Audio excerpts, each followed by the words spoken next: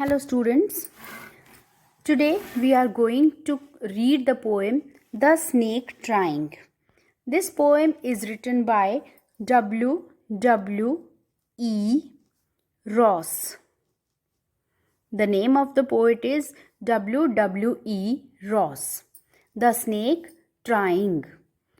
The title shows that there is a snake in this poem and this snake, it is trying to do something.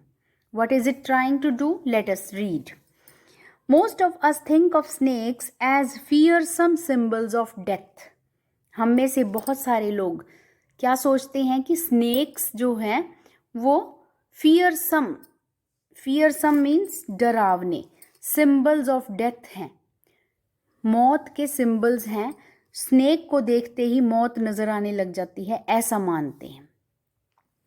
But the snake in this poem is itself a victim. लेकिन इस poem में जो snake है, that snake is a victim itself. अपने आप ही बेचारा victim है, एक शिकार बनने जा रहा है किसी का, कोई और उसका दुश्मन है. ओके, उसे अपनी जान का खतरा है. Let us read the poem.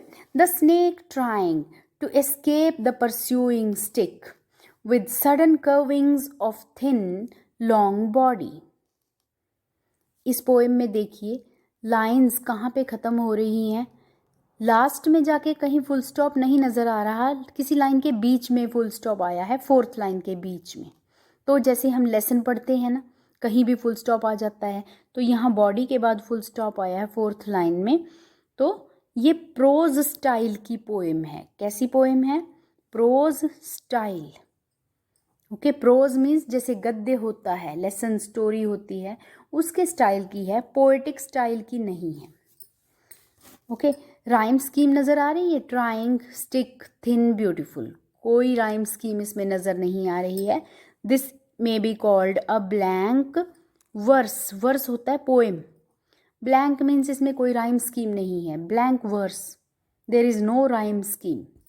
Okay, let us read. The snake trying to escape the pursuing stick with sudden curvings of thin long body.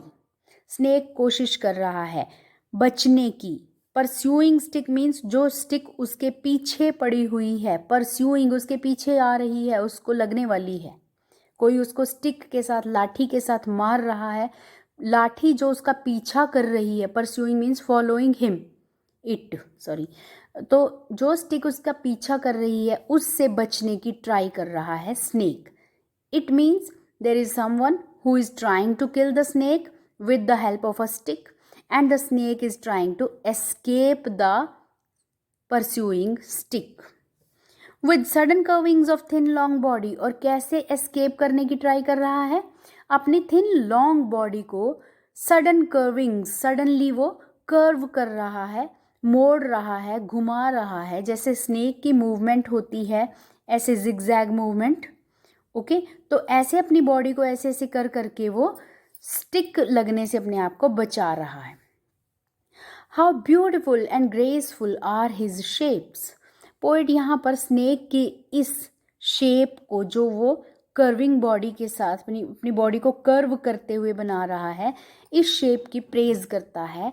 And the poet says how beautiful and graceful are his shapes. अब shapes क्यों कहा है? एक shape तो snake की straight है ना, तो जब वो मूव कर रहा है तो वो उसकी शेप बार बार चेंज हो रही है. कभी ऐसे होता है, कभी इधर से, कभी इधर से. एक टाइम में उसका फेस यहाँ होता है, अगले टाइम में वहाँ होता है. तो ये शेप्स कहा है इसको. और उसकी इन शेप्स को, इस तरह की मूवमेंट को ब्यूटीफुल और ग्रेसफुल बताया है, बहुत ही शानदार. He glides through the water away. Glide होता है तैरना, फिसलना, किसी चीज़ पर फिसलना, चाहे वो हवा में है, चाहे वो पानी में है, चाहे वो आइस पे है. ओके, ग्लाइड करना. ग्लाइड एक तरह से फिसल कर, उड़ते हुए, फिसलते हुए मूवमेंट, बहुत ही सॉफ्ट मूवमेंट होती है. और वो पानी के ऊपर से ग्लाइड करके जाने लग रहा है, जाने की कोशिश कर रहा है. थ्रू द वाटर, पानी में से. थ्रू मीन्स में से, पानी में एंटर कर गया और उसमें से ग्लाइड मीन्स आगे को मूव कर रहा है. Away from the stroke. Stroke होता है अटैक, प्रहार. Okay, attack of the stick. तो स्टिक के, इस स्टिक के प्रहार से, इसके चोट से बचने के लिए वो पानी में घुस जाता है और पानी में से आगे बढ़ता है. O let him go over the water into the reeds to hide without hurt. अब पोएट पुकारता है किसको? जो लाठी लेके स्नेक के पीछे पड़ा हुआ है उसको, और क्या कहता है? ओ लेट हिम गो, उसे जाने दो. हिम यहाँ पर स्नेक के लिए. O let him go over the water, उसे पानी के ऊपर से निकल के जाने दो. इनटू द रीड्स, रीड्स होते हैं जो वाटर में प्लांट्स होते हैं, जो सिंपल स्टिक्स जैसे प्लांट होते हैं, उनमें लीव्स नहीं होते. ओके, सिर्फ डंडियाँ सी होती हैं, सरकंडे जो होते हैं. ओके, रीड्स, उसको रीड्स में जाके छुप जाने दो. विदाउट हर्ट, उसको चोट ना लगे, उसको जाने दो, चोट मत पहुंचाओ. Small and green he is harmless even to children. It means the simple line is he is small and green and harmless even to children. ये छोटा है स्नेक, ग्रीन कलर का है. ग्रीन स्नेक्स जो होते हैं वाटर स्नेक्स माने जाते हैं और ये जहर, इनमें जहर कम होता है. These are considered to be non poisonous. तो ये नॉन पॉइजनस है और चिल्ड्रन को भी अगर ये किसी काट भी जाए, किसी को स्नेक बाइट हो जाए तो हार्मलेस है, उसका जहर ही नहीं है, उसके अंदर जहर नहीं चढ़ेगा. तो बच्चों के लिए भी कोई हार्म नहीं, नुकसान नहीं करेगा, हार्मलेस है, उसको जाने दो. Along the sand he lay until observed and chased away. और ये तो जब तक इसको observed, seen, इसको देखा नहीं गया था, इसको किसी ने देख नहीं लिया था, तब तक किसी ने इसको देख लिया और chased away, इसका पीछा करके इसको भगा दिया. उससे पहले ये आराम से सैंड के ऊपर, रेत के ऊपर लेटा हुआ था. ये तो आराम से रेत पर लेटा हुआ था जब तक किसी ने इसको देख के भगा नहीं दिया. And now he vanishes in the ripples among the green slim reads.